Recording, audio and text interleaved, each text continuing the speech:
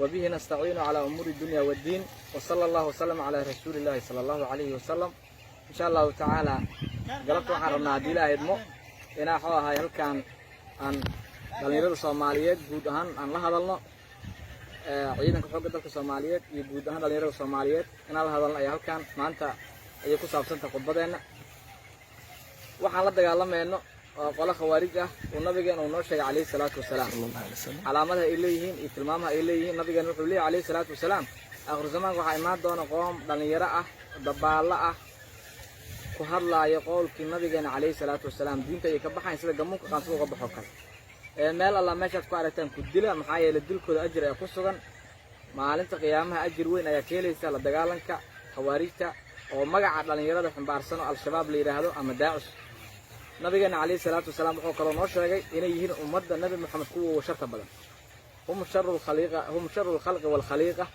كوبا نولها عقل له كوه وشرط بدن وينولها عن عقل له حتى الضفار في أي جاي كشر بدن سيدا سكر نبينا نشرج عليه الصلاة والسلام هم شرار أمتي يقتلهم خيار أمتي وأمتي إذا كوه وشرط بدن وحنا دل الدونا أمتي إذا كوه خيار سنة يجي إذا ما تفرق الدفع الصوماليات وحيين أمة النبي محمد كوه وخيار سنة لكن هدي لو تلقى ودوينك لو تلقى الإمارات البرشة لما عاملان سيد هذا يكون سعدان به مركز وحين نقولنا يعني هداد دي الشنا وحنقولنا أهل الجنة دي كلنا أهل الجنة نقولنا إنسان مركز وحربنا شعب كسمعنا ويدينه محا نجا الشباب نجد حي محاولة دجالمنا وحاولة دجالمنا شعب كسومالي دي أبي أي قلب طال شباب واحد دولان كسوق عادين دين الإسلام كسوق عادين ما أنت الروح قال ده ترى دين الإسلام كقاعدة وكله دين الإسلام كسومالي مدة إلا سقطيه إلا سجمال قبض سومال ودين الإسلام كدين في عن ما نقوله مدعن صومالي قفة لبضكم يلفظ الكهر قف صومالي إنه يرى كريستيان عن هاي أو كفانة مدعن قف صومالي إنه يرى هذا وحن نقول غنيس نلاش هاي مسلمين مدوا كبح هاي دين تسان قاعدين ويرى هذا مدعن عادنا الله منها والمسلمين لكن وحن سببه أو مقع جديد شات وسقاسمون كل الشباب معايا لها دين ما أنت قف مسلم اللي تدلو دينتي أصلا مسلم ومساك جل الجلو من كان أو شكله إلى إله وجود وانا ذكر مسلمين تا شكل الجلاية ذكر عمل أو حلالية دين كان نوع أنا محقه مريكان وكو إيمانا أما يوركو كإيمانا بحوليه جالس وديلا مقدش وسوق رحنا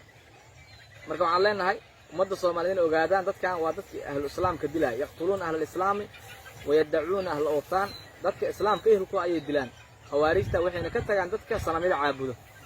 waxay aad u nacibeen dadka wax bartay aqoon-yahaniinta iyo culimo u diinka ay dilaan ujeedka ilayna waxay tahay waxaan waa xaraam maxaan ma banaana in la yiraahdo diidaya waxay rabaa marka dad aan waxba ogeyn inay sameystaan ay waxay amraan qaadanay nabiga kaleey salaatu wasalaam wuxuu noo sheegay cilmiga la qibloonaynin arwaaxda culimada ilaa la qibloodo kidibna la weynaayo hal qof oo diinta yaqaano oo caalim ah اتخذ الناس رؤوسا جهالا فسئلوا ففتوا بغير علم فضلوا وأضلوا dadka waxay sameeysanayaan madax jaahiliin ah diinta waxa ahayn u iftoonaayo ayaga way lumeen dadkana way lumeen waxaan la soconaa shabaab inay maalin walba khudbado iyo gabayo hore loo jeediyo oo gaala looga hadlayo maanta dad muslimiin ay dusha ka saaraan dhalinyarada ay ku marhabaabiyaan waxyaabaha ugu yaabka badan waxaa kamid ah nin dhalinyaro ah hotel dayax isku qarxinaya ayaa wuxuu yiri waxaan u aaran muslimiinta lagu dhameynayo Falastiin iyo Afghanistan muslimiinta lagu dhibay ayaan u aari doonaa والمسلمين تذكر دبايو أو فلسطين جوجو يهودا يهودا جيران بيت المقدس نجا استنى ما عاد مركز مقدس هوتل ضيع سكور حنيش مركز عقل بن آدم كفر قف عقل لو أصلا قاعد كرين أي ولا شباب فكر كل تكفير جاء يعقل درجة هذا وحى أسيني أقرحية شيطان أفمن زين له سوء عملي فرأه حسنا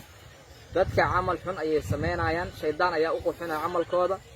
فإن الله يضل من يشاء ويهدي من يشاء إلى يوحي هنونيا قفوا دوننا وبعديها شباب ما كنت بعديها سواي وحان سقدر دار منا إن عدي أن هاي أسكرت ويدن كحوق ذلك الصوماليات يبع سراكيشة إن لقد هذا مقع عليه قبيل وحا كصوتك تمارين في أطوطة عيدك كقادتي وحا هاي أسكري قرن أما سرقال قرنات هاي وحا لقى ربا قبيل كوحو لميجا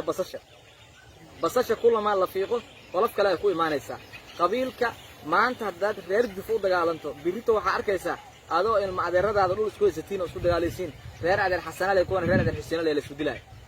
فحين القبيل ما بدنا ما هذا بدنا ما ماله laakiin qarannimada ayaana deeqdo waddankeena waxaan soo marnay xilli dawladdeena ay dawlad caalami awoodda ay tahay adduunka nagala heebaysanayo haddana waxaan maraynaa dawladda ugu liitay inay maanta baddeena iyo dhulkeena ay damcaan ayaa maraynaa marka waxaan leenahay haddii ciidamada ay dhismaan ee awoodda ay yeeshaan oo qabiil laga tago oo Soomaali oo dhan ay midowdo ee walaaltinimadooda ee dhabta ay xoohay ee gacmaha isqabsadaan waxa imaanaysa in dawladaha diriska ah waxaan soo marnay xilli ciidamada Afrika ugu awood badan aan leenahay maantana xilli waxaan soo marnay dawladdeena u diraysa dawladaha Afrika iyo Carabta loo diraayo nabad ilaalin loo diraayo hadda sida AMISOM ta inoogu joogto ina ogaanaa waay AMISOM 2020 wixii ka dambeeyay waddanka joogmeed dadka waddanka amnigiisa la wareegi lahaay waa annaga waay ciidan kale kolka ma soo deganayo annaga marka waa inaan maskaxdeena ka kortaa qabiil iyo laaluush iyo qabyaalad iyo wax daran maskaxdeena ka kortaa daba oo Soomaalinimo iyo Islaamnimo iyo dawladnimo ee deeqda loo baahan waxa loo baahan yahay qaacido military waxa jirto cadawgaaga kama guuleysanaysid ilaa inaad garato soo yaalmahan annaga haddii aan ciidamada dawladda nahay waa inaan garanaa shabaab inay yihiin qoom khawaarij ah hore u soo dilay Cali bin Abi Talib dadkii dilay ay ka farcanmeen inuu nabigeena noogu digay calayhi salaatu wasalaam oo yiri duuba liman qatala wa muqataluhu laanta janna wuxuu u sugnaatay qofkii dilo ama ay dilaan ina ogaanaa oo askarta loo sheegaa oo markay dagaalamaan ee dib u soo laabaan raba askariga dhinto oo furun ciidan ku dhinto asoo shabaab la dagaalamaayo askarigaas ahlu janna waa laakiin goorma ahlu janna yahay marka oo salaadiisa dukado oo bulshadiisa la macaamilo oo saraakiishiisa ka amar qaadanayo oo waalidkiisa adeecayo oo madaxdiisa adeecayo ahlu janna yahay laakiin ruux aan salaad dukanin ama aan waalidkiisa baaru ahayn ahlu janna ma noqonayo sidaas daraadeed waxaan ku gabagabeynaa ciidamada xoogga dalka Soomaaliyeed waa astaanta qaranka waa jiritaanka ummadda Soomaaliyeed waxa loogu talagalay xuduudda dalka inay difaacaan cadawga gudaha iyo midka dibadda ay ka difaacaan cadawga annagana haysta ma ahan cadow dibadda loogu yimid oo lagu garaacayo madaafiicda goobta ma ahan laakiin waa cadow annaga naga dhex dhashay oo ilmaheena ah oo si khaldan wax looga dhaadhiciyay fikir takfiiri ah oo gaalnimo ummadda inay gaalo tahay asagana oo muslim ah laga dhaadhiciyay waa fikirka laga dhaadhiciyay ninka Cali bin Abi Talib wadada u galay oo dilay fikirka laga dhaadhiciyay mid lamid ayaa laga dhaadhiciyay midka Soomaaliya diinta waxay qaadatay Madiinatul Munawwara aysan diinta gaarin Soomaaliya seef la'aan ay islaamtay markii dacwada islaamka soo gaartay way qaadatay laakiin diinta hadda 2006 noo timid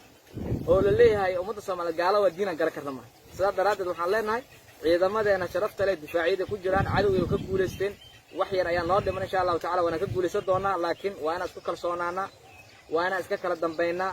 waa inaan u diyaar garownaa cadawga Soomaaliyeed ee shabaab iyo daacish inaan iska dhicin insha Allah ta'ala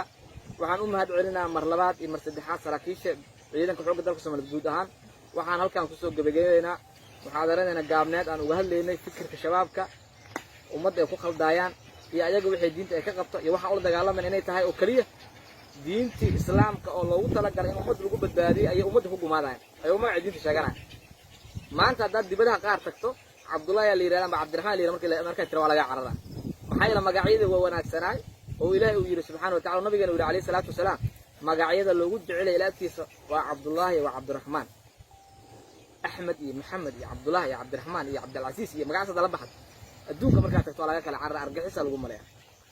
marka waxay ugu tala galeen in magaca islaamka ay sawir khaldan ay ka bixiyaan oo sameeyaan qaacido hadmudiin bismidiin magaca diinta burburi isla magaciisana ku burburi saas daraadeed halkan ay ku soo gabagabeynaa wabillahi tawfiiq wassalaamu calaykum waraxmatullaahi wabarakaatuh